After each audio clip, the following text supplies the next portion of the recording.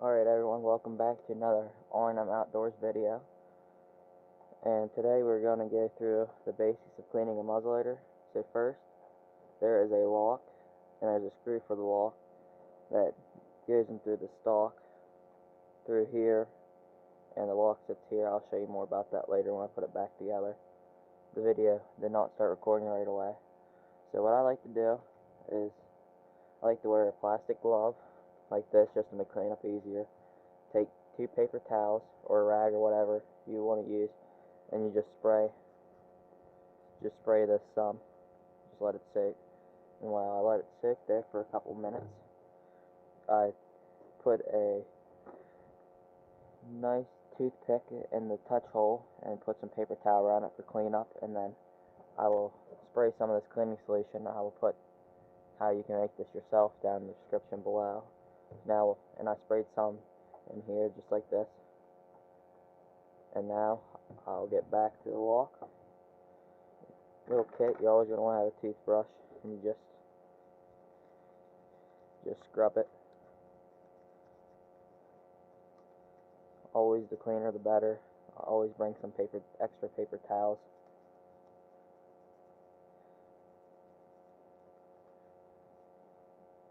I like to caulk the hammer to half caulk. Make sure your finger's not in the way of anything though. And then get real good in the pan, because that is where a lot of the gunk gets stuck at after you shoot. It just burns on there and it makes a nice mess. As you can tell, there's a lot of liquid on here, so the paper towel's starting to get wet and soggy. But after you do that a little bit, you can tell there's a lot more on there. I just like to squirt it again, flip it over, squirt it on the other side, and just sit it back down there. And now take back off the glove, because you do not want to get the barrel or the stock with that stuff on it, just because you have to clean it up more. And who likes more cleanup than necessary? I know I sure don't. So I take this out. I guess I already have it out. So I'll take one patch, and I just like to put it with this.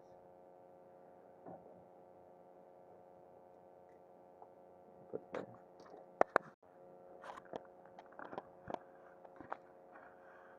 So now you just rub that patch up and down the barrel until it gets clean. And I will see you back here after I get the barrel clean the rest of the way. Alright, I'm back. I just have a couple more patches to go, so I figured I'll give you all the last couple. See, that's here. So some people will say that's clean enough.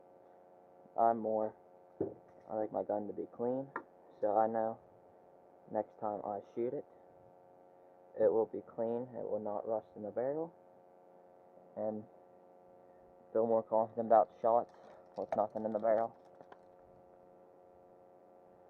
Alright, so there's just I don't know if you can pick it up on camera, but there's just a slight green tint to the patches. Yeah, there's still a little bit down the road, so we'll send one more down the barrel and see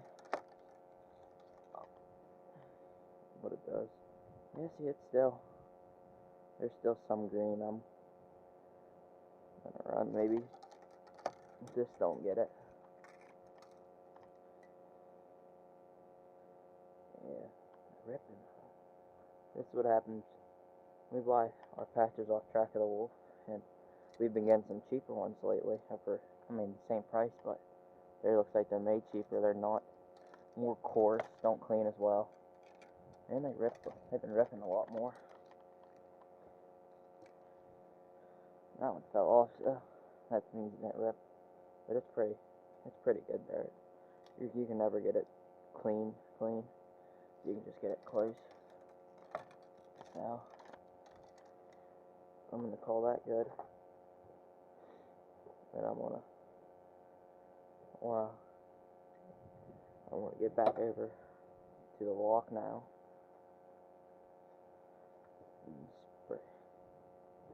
Spray it down again. Like this.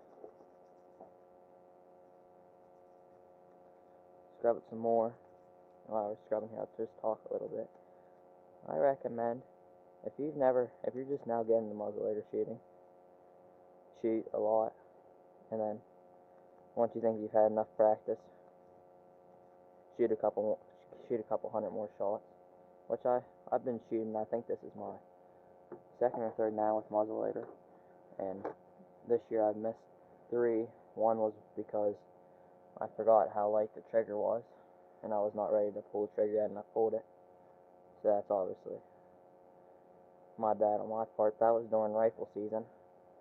And then here, the first day, camera died on me because of the cold, but I shot at a nice doe, and I missed it, so I had to clean it. And then here today, this is Tuesday the 29th, I believe, or no, Wednesday the 30th now, and I missed one today. And the gun is shooting pretty decent. It just seems to figure out, well, my sight was off, it got moved, it got bumped, I'm guessing, being set up against a tree, it got bumped over, so it moved that back. But it seems to, like, you can shoot very well off target, but as soon as you get in the deer woods, when you're shooting, you want to pick up your head. So when you pick up your head, the gun drops, and that's a lot of muzzleloader misses, is because the head's being dropped. So you can see you get it pretty. It's not going to look super clean just because it's black powder and it burns on there, cakes on. You can never get it too clean. So I'll let that sit there a little more. Flip it over to the other side. Scrub it some more. Flip it back over. And now I'll get into the drying off part of it. And when I like to dry it off, something like where you can't dry off some of the little cracks and crevices, you just have to blow it dry. You know, which is obviously, you could, if you're at your home or wherever you're cleaning at, you have an air compressor, you can obviously blow it off there. It makes it nice. But if you're like at your truck or you're at a camp where you don't have any of that available, you have to do it the old-fashioned way and blow it clean.